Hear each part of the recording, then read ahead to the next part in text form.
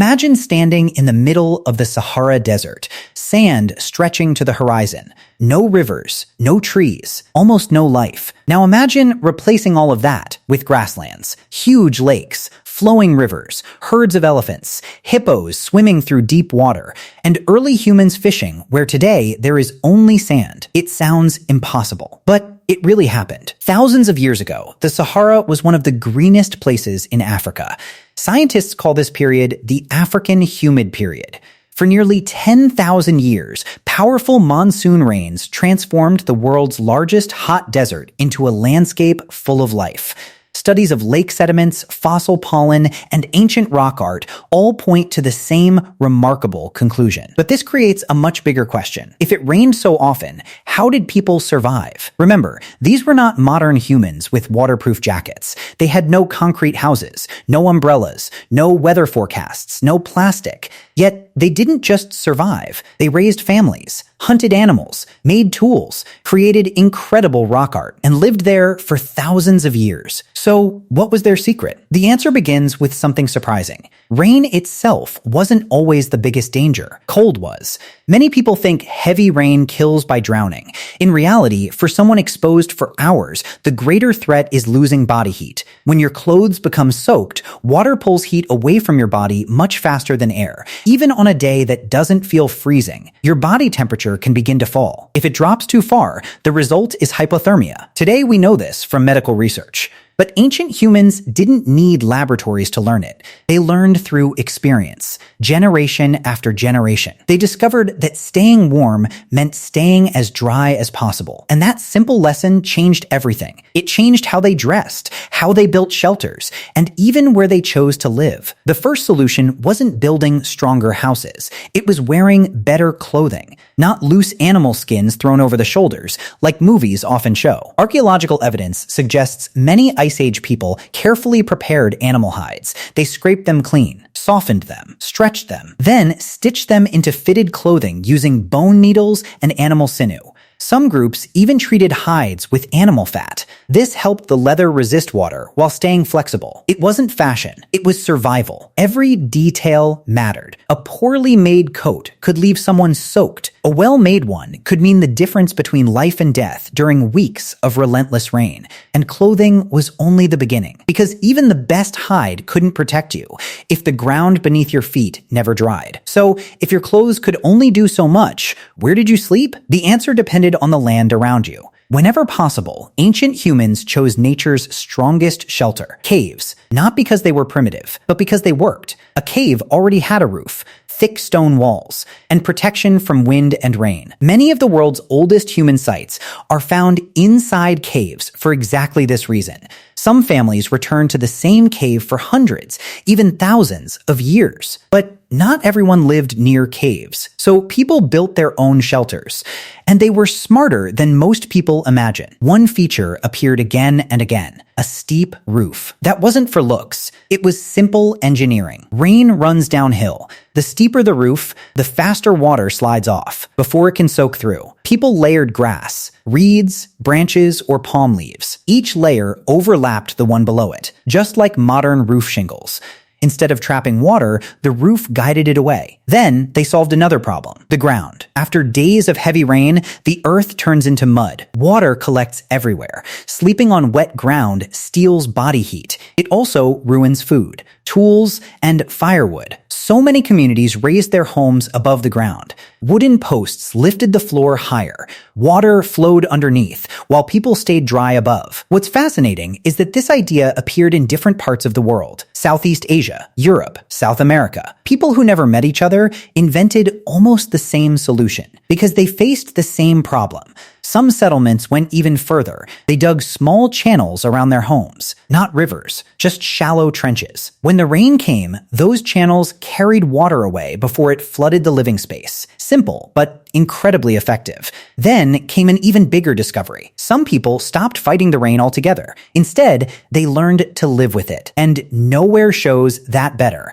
than the greatest climate transformation in human history. A time when the Sahara wasn't a desert at all. Around 14,500 years ago, something extraordinary happened. The rains moved north. Year after year, the monsoon kept coming. The dry Sahara slowly changed. Lakes appeared. Rivers began to flow. Grass spread across the land. Soon, the empty desert became a rich savanna. Hippos lived in the lakes. Crocodiles hunted in rivers. Giraffes and elephants wandered across open grasslands.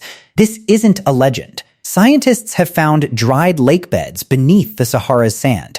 They've discovered fossil pollen from ancient plants. And across the desert, rock paintings tell the same story. People painted swimmers, fish, cattle, even boats. These weren't imaginary scenes. They were recording the world around them. One remarkable site in southwestern Libya has revealed thousands of years of human life. Archaeologists uncovered stone tools, animal bones, fireplaces, and human burials. The evidence shows that families lived there for generations. Some of their DNA has even been recovered, helping scientists learn who these people were and how they adapted to a land that no longer exists. But here's the surprising part. The people weren't simply surviving because there was more rain. They were planning their lives around it. The lakes became fishing grounds. The grasslands attracted animals to hunt. Fresh water supported larger communities. Children grew up in places that today receive almost no rainfall. For them, a Green Sahara was normal. No one knew it would disappear. Then, slowly, everything began to change. The rain became less reliable. Some years were still wet. Others became painfully dry. Lakes started shrinking. Rivers became smaller. The landscape that had supported people for thousands of years was beginning to disappear. And once again, humans had to do what they have always done best. Adapt. The desert didn't return overnight. It happened slowly. One generation still remembered full lakes. The next saw smaller rivers. Their children watched grasslands disappear. Scientists studying ancient lake sediments found that the climate kept changing. There were decades of drought. Then heavy rains returned. Then another long dry period. People never knew what the next generation would face. Imagine building your life around a lake only to watch it shrink every year. Imagine hunting animals that slowly vanished. Imagine your water source moving farther away. That's exactly what many families experienced. But they didn't stay and hope. They moved. They followed the water. Some traveled toward the Nile Valley. Others settled near the Niger River. Many searched for places where rain still arrived each year. They carried more than their belongings. They carried knowledge. They knew how to build shelters, how to store food, how to survive changing seasons. That knowledge helped them start over. And this wasn't happening only in Africa. Thousands of kilometers away, another civilization was also depending on rain. The people of the Indus Valley. Around 4,500 years ago, strong monsoon rains fed their farms. Those harvests supported large cities, wide streets, brick houses, advanced drainage systems. One of the world's earliest urban civilizations grew because the rains were reliable. But nature changed again. The monsoon slowly weakened. Fields produced less food. Water became harder to find. Over time, many cities were abandoned. People moved toward places with more dependable water. Once again, climate changed history. One civilization grew because of rain. Another struggled when the rain disappeared. The lesson is surprisingly simple. Ancient humans didn't control the weather. They learned to move with it. And sometimes, the most important source of water wasn't falling from the sky at all. It was hidden beneath their feet. Deep underground, nature was quietly storing water. Long before humans understood geology, they understood something else. Certain places never seemed to dry out. Even after months without rain, some springs kept flowing. Small streams continued to run. Fresh water still appeared from the ground. Today, scientists know why. Some types of rock act like giant natural reservoirs. Rainwater slowly seeps into the ground. It stays there for years, sometimes even centuries. Then it gradually flows back to the surface through springs. These hidden water systems became lifelines. Communities that settled nearby had a huge advantage. Even when the climate became unpredictable, they still had water. But ancient people didn't stop there. They also learned something remarkable about floods. A river wasn't always an enemy. Sometimes it was a gift. Take the Nile in ancient Egypt. Every year, the river overflowed its banks. To us, that sounds like a disaster.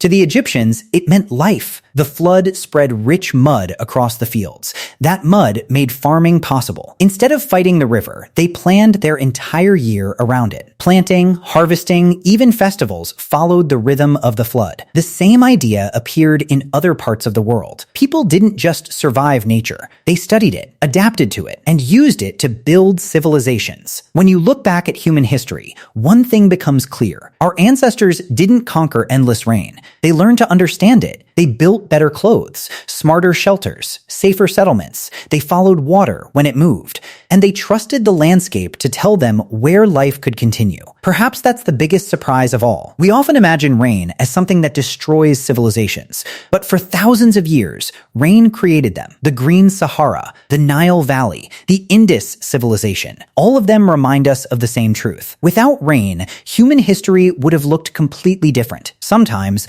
the greatest force that shaped civilization wasn't fire, or stone, or metal. It was simply water falling from the sky.